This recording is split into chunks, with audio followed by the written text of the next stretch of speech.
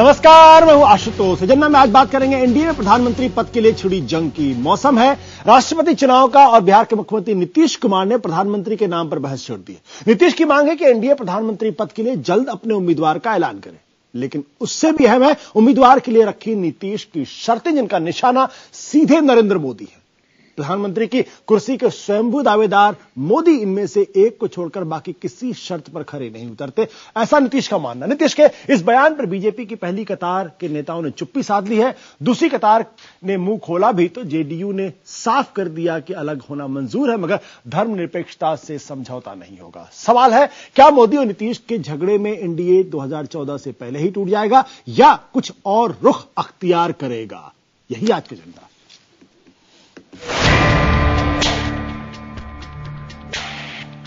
NDA में तलाश राष्ट्रपति पद के नए उम्मीदवार की चल रही थी। नीतीश कुमार ने बहस छेड़ दी प्रधानमंत्री के दावेदार पर। नीतीश ने अपनी ओर से इसके लिए 5 शर्तें रखी थी। इन 5 शर्तों के खराज पर कम से कम नरेंद्र मोदी खरे तो नहीं उतरते। वो नरेंद्र मोदी जो बीजेपी की ओर से प्रधानमंत्री पद के स्वयंभू दावेदार हैं। नीतीश के मुताबिक एनडीए को परंपरा के मुताबिक 2014 चुनाव के लिए प्रधानमंत्री पद के उम्मीदवार का ऐलान कर देना चाहिए, जैसे अटल जी और आडवाणी के नाम का ऐलान हुआ था।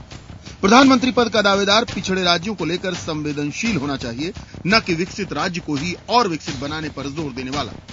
उम्मीदवार के नाम पर एनडीए में शामिल तमाम दलों की सहमति होनी चाहिए। नेता सबको साथ लेकर चलने वाला हो। नेता की छवि सेक्युलर और उदार विचारों वाली होनी चाहिए। उसकी लोकतांत्रिक मूल्यों में पूरी आस्था हो।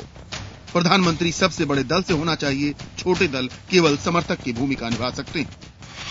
जहां तक मोदी का सवाल है तो नीतीश की इन शर्तों में वो एक भी पूरी नहीं करते और अपने बारे में नीतीश का कहना है कि वो तो इस पद के बारे में सोच भी नहीं सकते। लेकिन नीतीश की इन शर्तों पर उन्हीं की कैबिनेट में बीजेपी कोटे के मंत्री गिरिराज सिंह ने हमला बोला। सेकुलरिज्म किसी की बपौती तो नहीं है कि राम ने कह दिया कि फलना व्यक्ति सेकुलर तो रहीम ने कह दिया फलना व्यक्ति कॉम्युनल। जाहिर है नीतीश का ये बयान बीजेपी को असहज स्थिति में डालने वाला था, लेकिन गिरिराज के अलावा किसी और नेता ने मुंह नहीं खोला। देर तक गिरिराज का दिया बयान ही सियासी फिजा में तैरता रहा। फिर इसका जवाब देने के लिए जेडीयू प्रवक्ता देवेश चंद्र ठाकुर आ गया। ठाकुर इस सीमा तक चले गए कि सांप्रदायिकता के सवाल पर कोई समझौता नहीं होगा, चाहे इसके लिए अलग ही क्यों न होना चाहिए। सांप्रदायिकता वाले मुद्दे पर हम कॉम्प्रोमाइज नहीं करेंगे, हम सेक्युलरिज्म पर हम कॉम्प्रोमाइज नहीं करेंगे। किसी सांप्रदायिक छवि के आदमी को हम कबूल नहीं करेंगे। उसमें अगर हमको उनसे अलग हो भी जाना पड़े तो भी हम अलग हो जाएंगे, इसमें कहीं कोई शक नहीं। बयानबाजियों की इस कवायद से इतना तो साफ है कि एनडीए सचमुच राष्ट्रपति पद को लेकर गंभीर नहीं है। उसके यहाँ प्रधानमंत्री पद के दावेदार को लेकर ही भयानक मारामारी मची है। नरेंद्र मोदी की दावेदारी को लेकर घटक दल बेहद असहज है। लेकिन बड़ा सवाल यह है कि क्या नीतीश का ये तेवर बीजेपी को रणनीति बदलने पर मजबूर करेगा? क्या नरेंद्र मोदी को कदम पीछे खींचने पड़ेंगे या फिर एनडीए टूट जाएगा? चंद्रमोहन कुमार, पटना, IBN 7। आगे बढ़ने से पहले सुनवाते हैं आपको नीतीश कुमार का ताजा बयान। इस बयान से साफ है कि नीतीश अपने रुख पर पूरी तरीके से कायम है। Golden words are not repeated. Golden words are not repeated. Golden words are not repeated. Only one English sentence. जाहिर है प्रधानमंत्री पद की दावेदारी को लेकर एनडीए के भीतर तलवारें खिंची हुई हैं, जैसे में जबकि कभी भी चुनाव के कयास लगाए जा रहे हैं। हमारा एजेंडा बिल्कुल साफ है, एक सर्वमान्य उम्मीदवार का चुनाव करेंगे। बात करने हमारे साथ स्टूडियो में न्यू इंडियन एक्सप्रेस के एडिटोरियल डायरेक्टर प्रभु चावला, अब कह सकते हैं कि एनडीए का हिस्सा हो चुके हैं। सुब्रमण्यम स्वामी जी, दिल्ली से कांग्रेस के नेता शकील अहमद और पटना से जेडीयू के नीरज सिंह। प्रभु, जो आज नीतीश कुमार का जो इंटरव्यू है उसको पढ़ के आपको कोई हैरानी हुई? आपको लगा कि बहुत ही अनएक्सपेक्टेड नीतीश कुमार ने बोल दिया है? नहीं, मेरे को कोई हैरानी नहीं थी। उनकी नई बात क्या है इसके अंदर? मतलब नीतीश कुमार जो एक जातवाद की राजनीति करते हैं, वो भाषण दे रहे हैं कि हम सेकुलर प्रधानमंत्री होना चाहिए। कौन डिसाइड करेगा कौन सेकुलर प्रधानमंत्री है? अगर गुजरात के 6 करोड़ जनता ने अगर चुना है मोदी को, उनको बिहार के लोगों ने चुना है बीजेपी के साथ मिलकर के। मतलब बीजेपी बिहार की, जैसे मुस्लिम लीग जो सेकुलर है कांग्रेस के लिए, ऐसी बीजेपी जो बिहार की है वो सेकुलर है। उसके साथ बैठ के खाना भी खाना, रात को पार्टियां भी करनी है। जिसने बिहार को जाति के ऊपर डिवाइड कर दिया, उस आदमी के मुंह से अच्छा लगता नहीं है कि सब कहना अच्छे नेता है, डेवलपमेंट किया उसने, परंतु ये कहना बार बार कि सेकुलर नेता होना चाहिए, होना ही चाहिए। देश ही सेकुलर है हमारा, कोई नॉन सेकुलर आदमी बन ही नहीं सकता है देश के अंदर। यानी कि अगर मोदी है, अगर कांग्रेस के अंदर जो 1984 के दंगे जिन लोगों ने कराए हैं, वो सेकुलर हो गए आज क्या? नरेंद्र मोदी को आप सेकुलर नेता मानेंगे? दंगे अगर होते हैं उसकी वजह से किसी की छवि सेकुलर है, कम्युनल, ये डिफाइन करेंगे आप? सब तो 2002 से पहले जितने दंगे हुए उसके कौन सी पार्टी जिम्मेवार है? तो नरेंद्र मोदी का आप कम्युनल नहीं मानते? मैं कम्युनल मैं किसी को दंगे होते हैं जब ये ऐसे गंदे लोगों की वजह से होते हैं जो देश के दुश्मन हैं, जो पार्टियों को यूज करते हैं अपने वोट बैंक की राजनीति के लिए। उसके लिए अगर आप प्रधानमंत्री या मुख्यमंत्री को दोषी बना दें, मुलायम सिंह के जमाने में दंगे हुए थे, वीपी सिंह के जमाने में दंगे हुए थे, ज्ञानदत्त तिवारी के जमाने में दंगे हुए थे, नीतीश कुमार के यहाँ अभी भी जो हुआ इनके यहाँ पिछले जो निर्णय कराया। तो इसलिए ये कहना कि सेक्युलर होना चाहिए, सेक्युलर की परिभाषा क्या है, कौन डिसाइड करेगा? आपके बीजेपी की कमजोरी है कि इस तरह के नेता को वो टॉलरेट करते हैं। आपके कहने का मतलब ये कि नीतीश कुमार को ये कहने का हक नहीं है कि एनडीए को अपना सेकुलर नेता चुनना चाहिए? नहीं, कोई कहे कि दूध सफेद होना चाहिए तो काला दूध मिलता है क्या? प्रधानमंत्री सेकुलर देश का होना चाहिए, वो तो कह रहे हैं दूध सफेद होना चाहिए। भाई दूध तो सफेद होगा, प्रधानमंत्री देश का वही होगा जिसका सेकुलर आउटलुक होगा, जो सब धर्मों को अपने साथ लेकर के चलेगा, ना कि एक धर्म को छोड़ करके चलेगा। मैं फिर रिपीट करूं, तो हम नरेंद्र मोदी को आप सेकुलर मानते कि नहीं मानते? सेकुलर की परिभाषा डिपेंड करती है ना। सवाल है उनके देश के अंदर उनके मुसलमानों ने उनको वोट दिया, अभी दिया, बट एक बड़ा सेक्शन है, देश के एक बड़ा सेक्शन है जो कहता है नरेंद्र मोदी सेकुलर नहीं है। देखो, डेमोक्रेसी के अंदर लोग जो उस देश के अंदर, गुजरात के अंदर मुसलमान भी रहते हैं, वो भी भाई हैं, उन्होंने अगर उसको वोट दिया तो वो सेकुलर है, अगर नहीं दिया तो वो कम्युनल है। सीधी बात, हम कौन होते डिसाइड करने वाले? यानी कि अगर गुजरात से बाहर के लोग अगर चुन ले किसी को तो गुजरात के बाहर वाले नाराज हो जाएंगे। अगर आशुतोष नहीं चाहे, प्रभु चावला नहीं चाहे कि नीतीश कुमार मुख्यमंत्री नहीं बनेगा, क्या नहीं बनेंगे वो? सुब्रमण्यम स्वामी जी, क्या नीतीश कुमार ने जो सवाल खड़े किए, सेकुलरिज्म उसका एक बहुत छोटा सा हिस्सा है। उन्होंने 3-4 बातें बड़ी महत्वपूर्ण। पहली बात की कि absolute faith in democratic values, ये उन्होंने कहा। दूसरी बात उन्होंने कहा कि आप डेवलप्ड स्टेट के अंदर डेवलपमेंट करके बड़ा भारी मॉडल आप पेश करती बीजेपी, अगर आप अंडर डेवलप्ड स्टेट के बारे में बात करिए, उसके बारे में फीलिंग रखिए तो बात समझ में आती। उन्होंने कहा कि अकोमोडेटिंग होना चाहिए। उन्होंने कहा कि हिंदुस्तान एक multi religious, multi lingual society है और यहां के जो नेता होने चाहिए रफ एजेस नहीं होने चाहिए। यानी प्रधानमंत्री कौन होना चाहिए इंडिया का, उसकी परिभाषा उन्होंने तय कर दी। और कहीं ना कहीं कह रहे कि नरेंद्र मोदी के अंदर absolute faith in democratic values नहीं है। वो जो डेवलप्ड स्टेट के डेवलपमेंट का मॉडल देते हैं वो गलत है, वो डेवलपमेंट का मॉडल भी नहीं है। आप मानते? पहले तो नीतीश ने मोदी का नाम ही नहीं लिया, ये तो आप लोगों का अनुमान है। अब हम इतना तो आप क्रेडिट दीजिए हम लोग, हम पत्रकारों को कि हम इतनी लिबर्टी तो देनी चाहिए।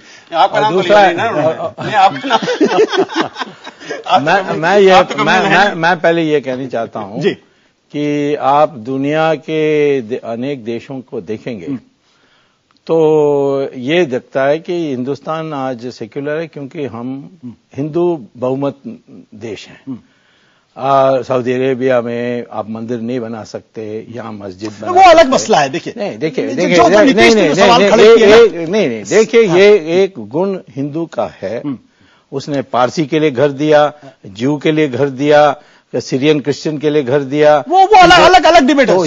जब एक व्यक्ति हिंदू है वो अपने को कहता मैं हिंदू हूं, गर्व से कहता मैं हिंदू हूं, तो सेक्युलर होगा ही। नरेंद्र मोदी सेक्युलर है आपके मुताबिक? बिल्कुल, क्योंकि वो कट्टर हिंदू है इसीलिए वो सेक्युलर। कट्टर हिंदू है इसलिए वो कट्टर सेक्युलर है। हाँ, आप ये कहते हैं कट्टर हिंदू है इसलिए कट्टर सेक्युलर है। नीरज सिंह इस वक्त हमारे साथ पहुंचे। नीरज सिंह जी, आप क्या प्रभु और सुब्रमण्यम स्वामी की राय से सहमत है? बिल्कुल नहीं। ये सीधे तौर पर क्या यह सच नहीं है कि बिहार के जातिगत बंधन टूटे हैं? जी। क्या यह सच नहीं है कि बिहार में 118 जातीय नरसंहार हुए थे, उनको हमने पाटने का काम किया और सबसे बड़ी पूंजी बिहार की सामाजिक समरसता की पूंजी? क्या यह सही नहीं है कि जिनकी चर्चा आप कर रहे हैं, ये ठीक है दंगे हो सकते हैं, लेकिन दंगे होने के समय कोई राज्य का मुख्यमंत्री ये कहे कि न्यूटन का सिद्धांत है क्रिया के खिलाफ प्रतिक्रिया होगी? क्या यह सही नहीं है कि उसी पार्टी के नेता, देश के आदरणीय प्रधानमंत्री उस समय के तत्कालीन माननीय अटल बिहारी वाजपेयी जी ने कहा कि राजधर्म का पालन नहीं हो रहा है? किसके संदर्भ में कहा? यह बड़ा महत्वपूर्ण आयाम है कि सामाजिक समरसता और सांप्रदायिक समरसता ये आवश्यक है देश के नेतृत्व करने के लिए, देश के बुनियादी ढांचे को मजबूत करने के लिए। और बिहार जैसे राज्य में जो अंडर डेवलप्ड है, जहां जातिगत बंधन मजबूत थे, हमने वामपंथी उग्रवाद की धारा को कमजोर किया। हमने जो बुनियादी अवधारणा जातिगत जो बंधन थे, आप बताइए सच है कि नहीं? नीरज जी, जब राजीव गांधी ने कहा था पेड़ गिरता है तो कुछ ना कुछ भूचाल आता है, तो राजीव गांधी कम्युनल थे क्या? राजीव गांधी ने इतनी बड़ी बात की, 3000 सिख मारे गए, कहा था पेड़ गिरता है, तो उसको तो भूल जाते हैं आप क्या? कोई भी नेता कम्युनल नहीं होता। राजीव गांधी सबसे बड़े सेकुलर थे। स्वर्गीय राजीव गांधी जी ने यह कहा था कि क्रिया के खिलाफ प्रतिक्रिया होती है। उनके कम्युनल मार्ग क्या खिलाफ प्रतिक्रिया होती है कोई? नहीं, कम्युनल है कि नहीं थे? आप ये बताइए, कम्युनल है कि नहीं? वो की आगोश में पूरा गुजरात जल रहा है। आप जब कहते हैं मोदी ने ये कहा तो राजीव गांधी कम्युनल थे क्या? नेतृत्व कर रहे हैं, आप पर यह नैतिक जिम्मेवारी है कि आप शांति स्थापित करिए, सांप्रदायिक सौहार्दता स्थापित कीजिए। अच्छा, क्या हुआ? 34 सरदार मारे गए, सिख मारे गए, देश के अंदर क्या हुआ? देश के खिलाफ प्रतिक्रिया होगी, ये कैसी राजनीति है? राजनीति, दंगों की राजनीति जो है राजनीति नेता कराते हैं और खुद अपने आप को कम्युनल बना लेते हैं। कोई भी हिंदू नहीं चाहता, कोई मुसलमान नहीं चाहता झगड़ा हो। हर मुसलमान भी उतना भारतीय जितना हिंदू है। इससे कहां कोई इनकार करता है? फिर आप जो कह रहे हैं कि उसने कह दिया स्टेटमेंट, और वहां पर नीतीश कुमार रोज जाति के ऊपर डिवाइड किया जाते हैं। नीरज जी, कौन सा बिहारीपन हमने जगाया क्या? ये अपराध बिहार के मुख्यमंत्री माननीय नीतीश कुमार जी ने किया। हाँ, दलित बना दिए उन्होंने, दलितों से महादलित मकान बांटने दिए, बोगस जमीन दे दी सबके सब। नीतीश कुमार ने बोगस लोगों के नाम से कार्ड बांट दिए। बताइए, क्या नीतीश कुमार की सरकार है क्या? के शासन काल में कोई जातीय तनाव हुआ हो? नीतीश कुमार के जमाने में किस तरह से महादलित के नाम पर जमीन दी गई है, बोगस का कार्ड दिए गए, वो भी इन्वेस्टिगेशन हुआ है। क्या ये सच? ये सच नहीं है? चलो नीरज जी हमारे साथ, अब मैं माफ करेंगे, मैं आपको बीच उठा रहा हूं। शकील अहमद भी हमारे साथ। शकील भाई, पर मेरी राय कायम है। अगर समाज के वंचित तबके को अगर न्याय दिलाना, समाज में बगैर तनाव पैदा किए अगर जातिवाद है, तो हम जातिवाद के लिए। ब्राह्मण कोई गरीब नहीं है बिहार के अंदर, कोई ब्राह्मण और ठाकुर गरीब नहीं है। आप बताइए कि सवर्ण आयोग कहीं बना है क्या पूरे देश के अंदर? कोई बिहार में ब्राह्मण और ठाकुर कोई नहीं है, गरीब आदमी सिर्फ दलित रहे बनाया। सर सर मैं आप दोनों को रोकना चाहूंगा। शकील अहमद की इस बातचीत में लाना चाहूंगा। शकील भाई, आप बड़ी देर से चुपचाप सुन रहे हैं। स्वामी जी कह रहे हैं कि जो नरेंद्र मोदी वो कट्टर हिंदू हैं, इसलिए वो कट्टर सेकुलर है। प्रभु जी का ये कहना है कि वो ये तो नहीं मान रहे कम्युनल या सेकुलर, कह रहे हैं कि जो भी है सब सेकुलर है। आपकी राय क्या है इस बारे में? देखिए, एक तो जानकारी मिली कि आपसे कि प्रभु चावला जी एनडीए में शामिल हो गए हैं। हम लोगों को ये जानकारी नहीं थे। आपने अपने प्रोग्राम के शुरू में कहा, और उनकी बात से भी लग रहा है कि एनडीए में शामिल हो गए हैं। उनकी बात से भी लग रहा है। और आपने ये जानकारी दी है, हम लोग को जानकारी नहीं थी। हम लोग उनको पत्रकार ही बुलाते थे अभी तक। उनके इससे मतभेद रहा हो, लेकिन आपने जानकारी दी कि वो एनडीए में शामिल हो गए। कांग्रेस में शामिल करते, कांग्रेस वाले कहते हैं मैं आपके, बीजेपी वाले कहते हैं मैं आपके साथ हूं। उनका सुब्रमण्यम स्वामी की बात नहीं कहेंगे, लेकिन बिहार के संदर्भ में एक बात कहेंगे। नीतीश जी का जो बयान है जी, कि हम लोगों के यहाँ कहलाता है कि न ऊंट न कपास और लट्ठम लट्ठा और आपस में जूतम पैजार। कहां एनडीए आने जा रहा है पावर में कि जो प्रधानमंत्री की बात होगी, जयललिता छोड़ के चली गई, चंद्रबाबू नायडू छोड़ के चले गए, नवीन पटनायक चले गए, नीतीश जी जाने के कगार पे हैं। तो ये कहां है? कहता है एक और बात, वैष्णव होंगे तो बुरा नहीं मानेंगे, कहता है पानी में मछली और 9 कुटिया हिस्सा। तो ये हास्यास्पद बात है कि एनडीए आएगा तो प्रधानमंत्री का उम्मीदवार। नीतीश जी ने ऐसा क्यों कहा, ये बताते हैं जी। अगर उनको धर्मनिरपेक्षता की इतनी बात है तो बीजेपी क्या धर्मनिरपेक्ष पार्टी है? बीजेपी से उनका अलायंस है। और उनके कैबिनेट में अभी 5 लोग ऐसे हैं जो प्योर हार्डकोर आरएसएस के मेंबर हैं। तो इसलिए नरेंद्र मोदी जी को वो क्यों कह रहे हैं, ये भी वो जानते हैं कि कभी आरएसएस नरेंद्र मोदी जी को प्रधानमंत्री का उम्मीदवार नहीं बनाएगा। आरएसएस के उम्मीदवार हैं गडकरी जी। घृणा फैला के ही नरेंद्र मोदी जी ने अपनी एक कंस्टिट्यूएंसी बनाई है। आरएसएस किसी मजबूत आदमी को नहीं बनाता है, उसको कमजोर चाहिए जो नागपुर में उसकी सेवा करता है। और नागपुर में आरएसएस के लोग बैठ के शिष्टाचार, सदाचार, सभ्यता और संस्कृति की बात करते रहे। इसलिए आरएसएस कभी नहीं बनाएगा।